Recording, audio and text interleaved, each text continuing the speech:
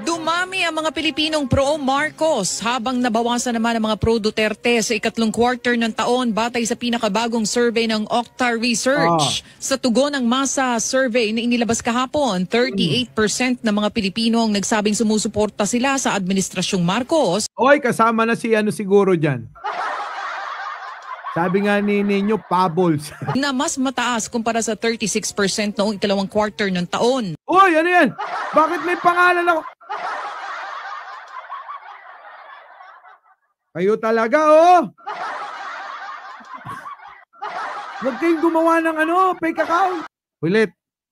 Dumami ang mga Pilipinong pro-Marcos habang nabawasan naman ang mga pro-Duterte sa ikatlong quarter ng taon batay sa pinakabagong survey ng Okta Research. Sa tugon ng masa survey na inilabas kahapon, 38% ng mga Pilipino ang nagsabing sumusuporta sila sa Administrasyong Marcos na mas mataas kumpara sa 36% noong ikalawang quarter ng taon. Oh, grabe, no?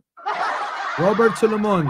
Habang ang mga sumusuporta sa mga Duterte at mga kaalyado nito sa politika bumaba naman sa 15%. Bumaba daw kasi yung mga kaalyado nila naglipatan na.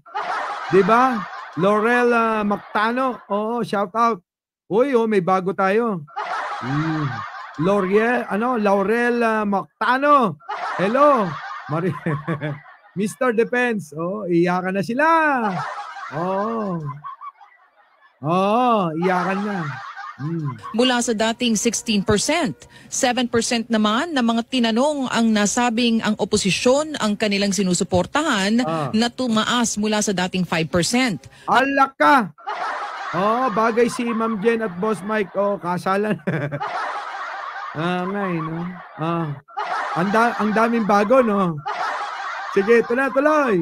Habang 26% ang nagsabing hindi sila sumusuporta sa alinmang nabanggit na political clan o group. Lisa Benedicto, hindi na. Meron ng mga bagong nagmamahal sa akin eh. Okay na ako. Na-comfort na ako. Helen Mangkaw. Sige, tuloy.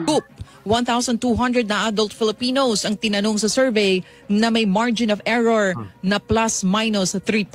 Wala yun. Normal lang yun. So ngayon mga kababayan, 38% na tayo. Konting push pa. Konti na lang. Targetin natin yung 60% Marcos Youth. 60% target natin. Bago matapos ang taon. Mabuhay ang mga pro-Marcos at mga matitinong Pilipino na hindi mahilig mag-fake news at manira. Tama. Diba? Ako na Matata. Grabe, no? Ngulingol.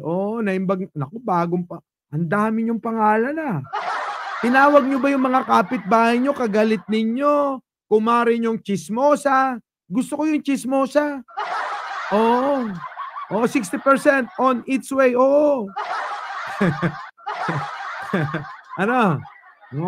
Sabihan niyo.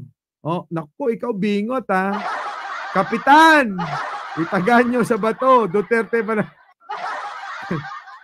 Anong Duterte? Wala nga laban yung Duterte. Our beloved Boss Mike Cervera.